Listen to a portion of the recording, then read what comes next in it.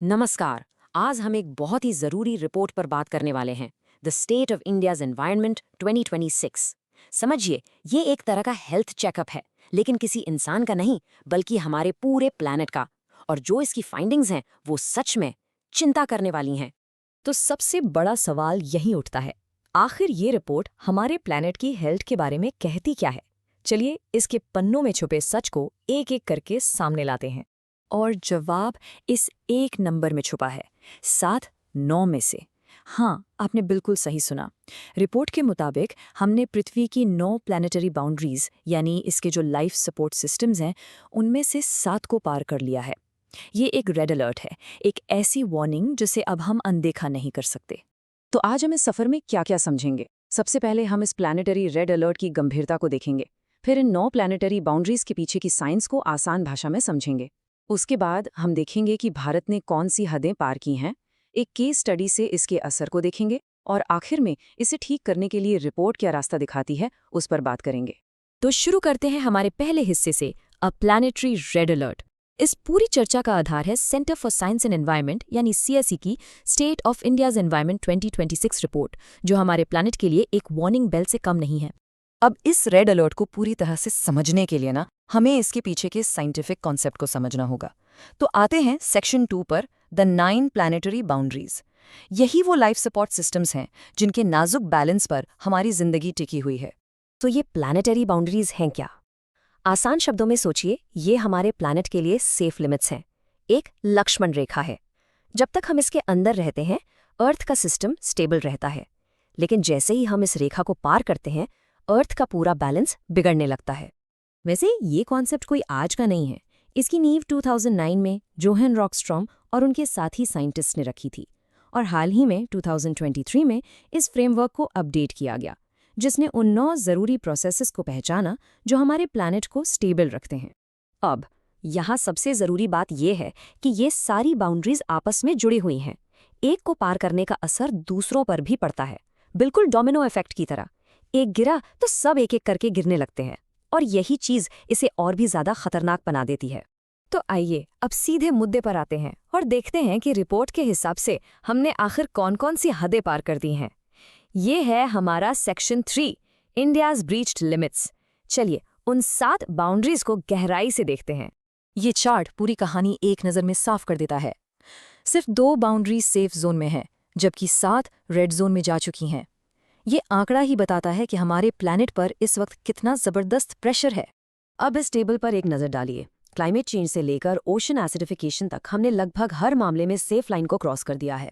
हाँ, एक अच्छी खबर ज़रूर है कि मॉन्ट्रियल प्रोटोकॉल की वजह से हमने ओजोन लेयर को बचा लिया, लेकिन दूसरी तरफ प्लास्टिक और केमिकल्स जैसे नॉवल एंटिटीज़ ने एक नया फ्रंट खोल दिया है। सोच के देखिए, हमारे समुद्र इंडस्ट्रियल रेवोल्यूशन के टाइम से 30 से 40% ज़्यादा एसिडिक हो गए हैं। ये समुद्री जीवन के लिए एक मौत की घंटी है। एक खास डेटा पॉइंट पर गौर कीजिए, लैंड सिस्टम चेंज यानी ज़मीन का इस्तेमाल। जंगलों के लिए सेफ लिमिट मानी जाती है 75%, लेकिन आज हकीकत यह है कि दुनिया में सिर्फ 59% फॉरेस्ट कवर बचा है। ये 16% का गैप सिर्फ एक नंबर नहीं है, ये हमारे प्लैनेट के फेफड़ों की कम होती सांसें हैं। और ये स्लाइड तो जैव विविधता यानी बायोडाइवर्सिटी के संकट की एक बहुत ही साफ तस्वीर है। देखिए, प्रजातियों के विलुप्त होने की सेफ दर हर 10 लाख प्रजातियों में 10 से कम होनी चाहिए, लेकिन आज की रेट क्या है? 100 से भी ज्यादा। यानी सेफ लिमिट से 10 गुना अधिक तेजी से हम जीव जंतुओं को खो रहे हैं, हमेशा के लिए। ये सारे आंकड़े हो सकता है आपको थोड़े एब्स्ट्रैक्ट लगें, इसलिए चलिए देखते हैं कि इन बाउंड्रीज को पार करने का ज़मीनी हकीकत पर क्या असर पड़ता है। आते हैं सेक्शन 4 पर, case study, the tigers plight. हम सब अखबारों में रोज पढ़ते हैं, बाघ इंसानी बस्तियों में घुस आया। सवाल ये है, आखिर जंगल का राजा अपना घर छोड़कर हमारे इलाकों में क्यों आ रहा है? इसका जवाब उन्हीं पार की हुई सीमाओं में छिपा है। इसके पीछे जो बड़े कारण हैं, वो हैं उनके रहने की जगह का कम होना, जिसे हम हैबिटेट लॉस कहते हैं, उनके शिकार जैसे हिरण की कमी हो जाना, जंगलों के पास इंसानी आबादी का बढ़ना, और इन सब चीज़ों की वजह से बाघों के बिहेवियर में आ रहे बदलाव। ये सब लैंड सिस्टम चेंज और बायोस्फीयर इंटेग्रिटी जैसी बाउंड्रीज के टूटने के डायरेक्ट नतीजे हैं। और यहाँ एक बहुत ही चौंकाने वाला फैक्ट है, रिपोर्ट बताती है कि जंगल की लगभग 50% जमीन पर अब लैंटाना कैमरा नाम के एक पौधे ने कब्जा कर लिया है। ये एक इन्वेजिव प्लांट है। ये पौधा वहाँ की असली घास को खत्म कर देता है, जिससे हिरण जैसे शाकाहारी जानवरों को खाना नहीं मिलता। और जब उनका खाना कम होता है तो मजबूर होकर बाघ इंसानी बस्तियों की तरफ आते हैं। प्रॉब्लम बहुत बड़ी है, लेकिन उम्मीद अभी भी है। रिपोर्ट सिर्फ समस्या गिनाकर छोड़ नहीं देती, बल्कि उससे बाहर निकलने का रास्ता भी दिखाती है। तो चलिए आगे बढ़ते हैं सेक्शन 5 की तरफ, ए प्रिस्क्रिप्शन फॉर रिकवरी।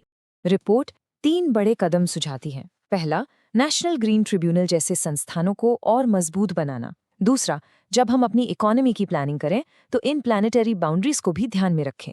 और तीसरा, सबसे जरूरी, कंजर्वेशन में स्थानीय समुदायों को सिर्फ हिस्सा ना बनाएं, बल्कि उन्हें मेन स्टेक होल्डर मानें।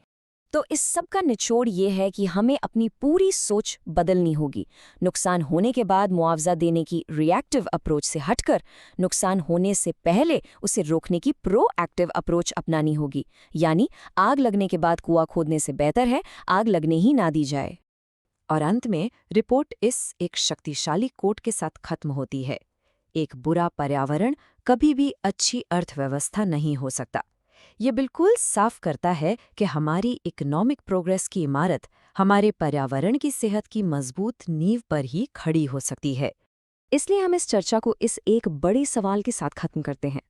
क्या प्रोएक्टिव रेस्टोरेशन, यानी समस्या होने से पहले उसको ठीक करने का नजरिया, विकसित भारत एट 2047 की सपने को पूरा कर सकता है? इस पर सोचना सिर्फ जरूरी ही नहीं, बल्कि आज की सबसे बड़ी जरूरत है। धन्यवाद।